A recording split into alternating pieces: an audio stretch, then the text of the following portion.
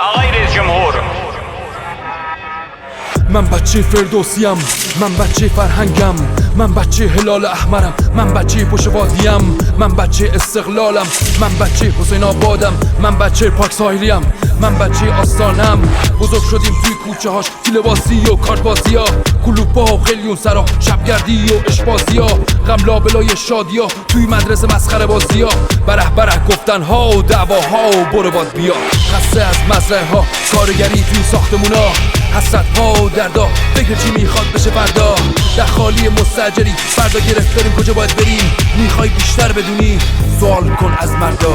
اینجا نیستش فلسطین بخواین که موشک بفرستین، اما خیابونی هست به نامش که تو مدرسش مش نوشتیم. تو هر خونه هستی رمبو، جلوی ما نکن بحث جنگو. آستانه رو خدا بغل کرده، کسی باور نمیکردش اسرائیل حمله کردش.